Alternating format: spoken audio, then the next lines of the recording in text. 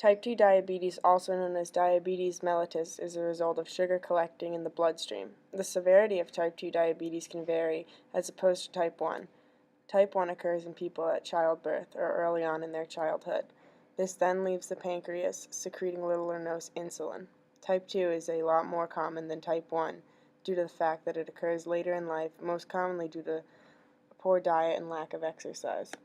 As a result of type 2 diabetes, the body cells cannot absorb or use insulin very well. Type 2 diabetes occurs in about 90% of the population that has diabetes. As stated above, type 2 diabetes can occur later in life and sometimes not come to the surface for years. When it occurs, blood sugar levels stay permanently high and symptoms start to develop. Someone with type 2 diabetes will have symptoms of severe thirst, frequent urination, tiredness, dizzy, and nausea. As we eat something with sugar, our pancreas secretes insulin to the bloodstream. The blood in the sugar is then absorbed in tissue and muscle. When the sugar in the blood isn't able to be absorbed, blood sugar remains high, and then hyperglycemia can be a result. With someone who suffers from type 2, they do not produce insulin, but the body becomes insulin resistant, which occurs when the body cannot produce enough insulin to bring down the sugar levels.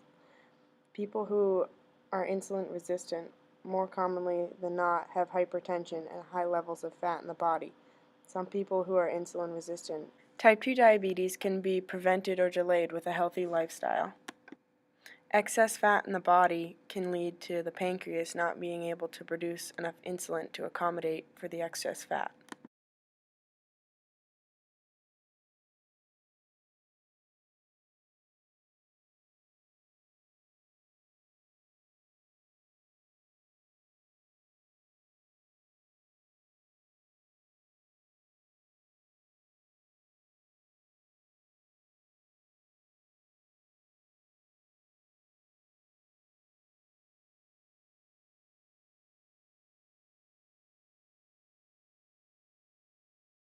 To get more of an insight on what it's like to care for someone with type 2 diabetes, we interviewed a registered nurse.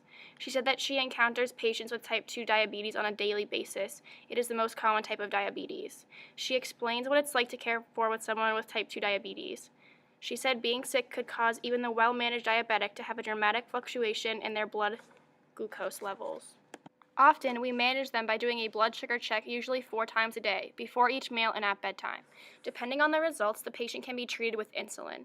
The doctor will prescribe a certain amount of insulin based on the results of the blood glucose levels. A normal blood sugar is usually considered 70 to 100. That's the starting point. The doctor writes orders which state if the blood sugar is greater than 150, administer 2 units of regular insulin. She explained that there are different types of insulin. Fast-acting, which is irregular insulin, so it peaks quickly and brings the abnormally high blood sugar down quickly. Moderate and long-acting insulins all serve a purpose in the treatment of diabetics. Since there are different types of insulin, we asked how a healthcare provider decides what type of insulin to use. She said that it takes trial and adjustment. Some diabetics require combinations of long-acting, which means it works over a long period of time, 7 to 9 hours, with smaller doses of short-acting, like regular insulin.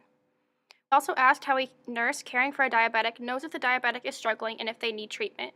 She explained that every patient is a little different, but oftentimes you see subtle changes in the patient. It can be that they become sweaty or less verbal, and others become thirsty. As a nurse trained to be aware of the effects of diabetes, you stay alert to the changes and check the sugar.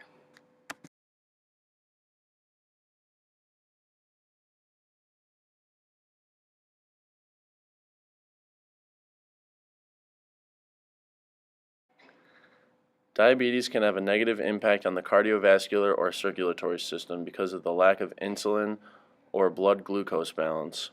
When blood glucose levels become too high, which is often a problem in people with diabetes, blood vessels can become damaged. Significant amounts of damaged blood vessels can lead to neuropathy and loss of function of body organs.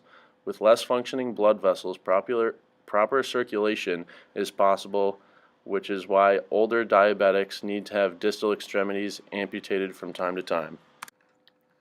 The respiratory system is affected by diabetes primarily through kidney failure. Kidney failure will often lead to anemia, which deprives blood of oxygen-carrying red blood cells, which affect muscular endurance and breathing. A perfect example of this is seeing a person with diabetes run short of breath after doing something as regular as climbing a case of stairs. The urinary system is also affected by diabetes through the process of kidney failure. When blood glucose levels get too high, the kidneys begin to filter too much blood. If this increase in filtration lasts long enough, the permeable vessels will become damaged and will begin to let valuable proteins go to waste in the urine, a process known as microalbuminuria. The lymphatic system is also greatly impacted by type 2 diabetes. When there is too much glucose in the blood, the glucose molecules make it difficult for white blood cells to find and kill pathogens that invade the body and its tissues. Because of this, the body would be very susceptible to infection and disease. One of the most common infections is gum disease, but regular cuts can also be more easily infected and should be watched out for. Diabetes also negatively affects the immune system. Diabetes is a metabolic disorder that alters how the body utilizes food to create energy due to insulin resistance. Diabetes causes the immune system to get rid of insulin-producing cells found in the pancreas. People with diabetes have a much lower immune response due to this problem, causing them to be more susceptible to getting infections that have the potential to lead to the loss of a limb. Diabetes is known for having long-term complications that affect nearly every part of the body. The disease can lead to blindness, heart and blood vessel disease, amputations, kidney disease, and nerve damage.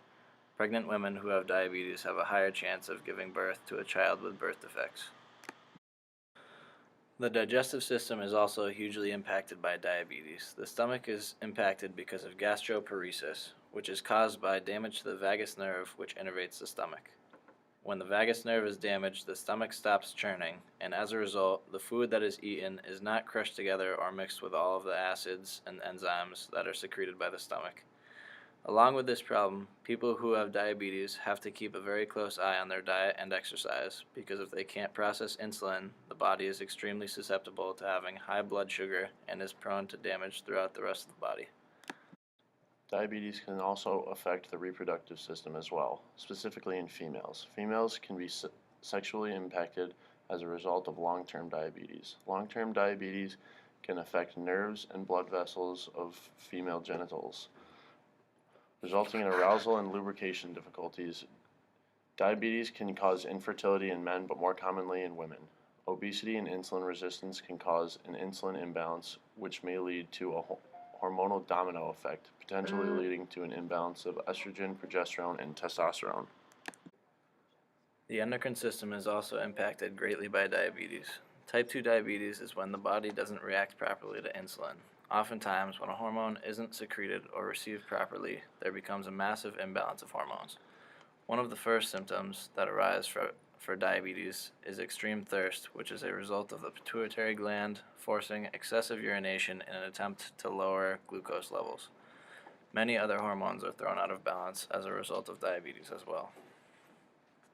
In conclusion, type 2 diabetes can be delayed or avoided with a healthy lifestyle and diet. Exercise is also important, not just fixing it with medications. As we see, type 2 diabetes is on the rise. A healthy diet and exercise is crucial.